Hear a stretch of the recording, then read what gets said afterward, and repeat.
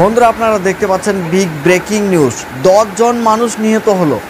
10 জন মানুষ নিহত হয়েছে যে বানপানি হয়েছে, যে প্রচুর বৃষ্টির কারণে যে বানপানি হলো পশ্চিম গারো পাহাড়ে এবং দক্ষিণ গারো পাহাড়ে, সেগুলোর বিষয়ে আজকে জানার জন্য আমরা চেষ্টা করব। আসুন আমরা জানি যে গারো হিলসে, যে ডালু এরিয়াতে এবং বাগমারা এরিয়াগুলোতে যেভাবে বানপানি হলো বা বানপানি হওয়ার পরে যে ক্ষতিগ্রস্তগুলো হলো, সে ক্ষতিগ্রস্তগুলোর বিষয়ে আজকে আপনাদেরকে আমরা জানাবো।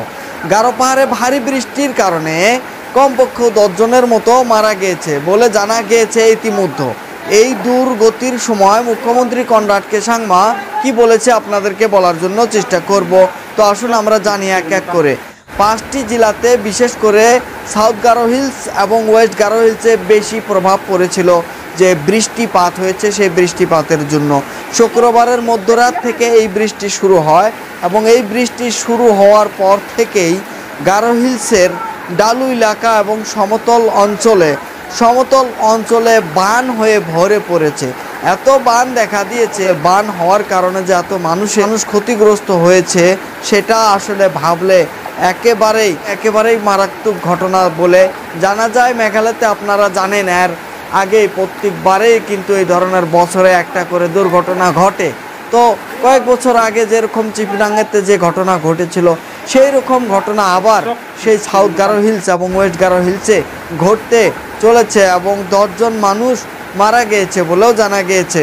সাউথ গারো হিলসের গাছুয়াপাড়ার অন্তর্গত সাউথ গারো হিলসের গাছুয়াপাড়াত মারাত্মক ঘটনা হয়েছে, মারাত্মক ক্ষতিগ্রস্ত হয়েছে। যে একটা কাঠের ব্রিজ ছিল, সেই কাঠের ব্রিজটাকে উড়ে নিয়ে গিয়েছে। সেই কাঠের ব্রিজ আপনারা দেখতে পাচ্ছেন, কাঠের ব্রিজকে ধসে নিয়ে গিয়েছে, এমনভাবে নিয়ে গিয়েছে। পানির এত স্পিড ছিল, পানির এত চাপ ছিল, সেই চাপের ক্ষেত্রে ব্রিজ সেখানে টিকতে পারেনি এবং কিছু মাধ্যমে জানাও গিয়েছে যে ব্রিজ বহুত পুরানা ছিল এবং সেগুলো মেরামতি করার কারণেও এই ধরনের ঘটনা হয়েছে বলে জানা গিয়েছে। তবে দুর্গতিত শক্ত ব্রিজ এবং কঠিন ব্রিজ এবং ভালো ব্রিজ সেগুলো কিন্তু সবগুলো উঠিয়ে নিয়ে যেতে পারে। যেহেতু আজকে আমরা জানার জন্য চেষ্টা করব যে ক্ষতিগ্রস্ত যে হয়ে গেল, যেখানে একের পর এক এত বড় ভয়াবহ ক্ষতিগ্রস্ত হয়েছে, সে ক্ষতিগ্রস্তগুলোর বিষয়ে আপনাদেরকে জানার দরকার আছে। যে ব্রিজ সেতু একটা ছিল, সেই সেতুটা কিন্তু পানির সাথে ভাসিয়ে গিয়েছিল, আপনারা দেখতে পেরেছেন। এবং শুক্রবারে পশ্চিম গারো পাহাড়ের নিচে ডালুতে 3 বেসামরিক লোকের প্রাণ হারিয়েছিল।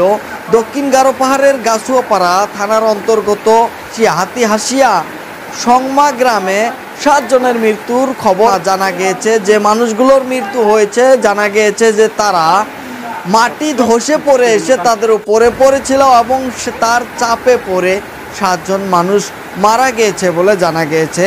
এবং এই যে এই ধরনের ক্ষতিগ্রস্তগুলো হলো, সেই ক্ষতিগ্রস্তগুলোকে নিয়ে কিন্তু মেঘালয় বর্তমান একটা চিন্তায় পড়ে আছে মেঘালয় সরকার, যার জন্য আজকে শনিবারের সকালেই কিন্তু পোস্টের মাধ্যমে এবং নিউজের মাধ্যমে, খবরের মাধ্যমে জেলা প্রশাসন বলেছে যে যেখানে রিলিফ দরকার বা যে ব্যবস্থা যেখানে নেওয়া দরকার, সেই ব্যবস্থাগুলো কিন্তু জেলা প্রশাসন নেবে এবং মানুষের যাতে সহায় হয় এবং মানুষ যাতে যে কোনোভাবে সেই পরিস্থিতিতে মানুষকে আগুয়ানো যায় বা বিপদ থেকে মুক্তি করা যায়, সেই ধরনের ভাষণ মুখ্যমন্ত্রী কনরাড কে সাংমা দিয়েছিল। এবং যে ব্রিজগুলো, যে কাঠের ব্রিজগুলো বা অন্য যে জায়গাগুলো ছিল, সেগুলো নিয়েও বলেছে খুব তাড়াতাড়ি মেরামতি করা হবে। এবং যে সময় যে বন্যা হয়েছিল এবং যে বৃষ্টি হয়েছিল, সেই বৃষ্টির ফলে সেইখানের বিদ্যুৎও কিন্তু বন্ধ করে দেওয়া হয়েছিল। শনিবারে কাজকর্ম করেই সেইখানে বিদ্যুৎ দেওয়া হবে এবং রেস্কিউ অপারেশন এতভাবে করা হয়েছিল, সেই রেস্কিউ অপারেশনে কিন্তু মানুষের লাশ পাওয়া গিয়েছিল, প্রায় 10 জন মানুষ এবং আরও বিভিন্ন মানুষ সেখানে আহত হয়েছিল। যে বানপানি হয়েছে সেটা আসলে একটা ভয়াবহ বানপানি বলতে গেলে। মেঘালয়তে এই ধরনের বানপানি প্রায় হয়ে থাকে, কিন্তু এইবারের যেটা বানপানি দেখা যাচ্ছে খুবই সাংঘাতিক এবং খুবই মারাত্মক বলেও জানা গিয়েছে। তো বন্ধুরা আপনারা দেখতে পাচ্ছেন জেটাই মিডিয়া নেটওয়ার্ক। আমাদের খবরটা ভালো লাগলে নিশ্চয়ই খবরটা শেয়ার করবেন। থ্যাংক ইউ, খুদা হাফেজ।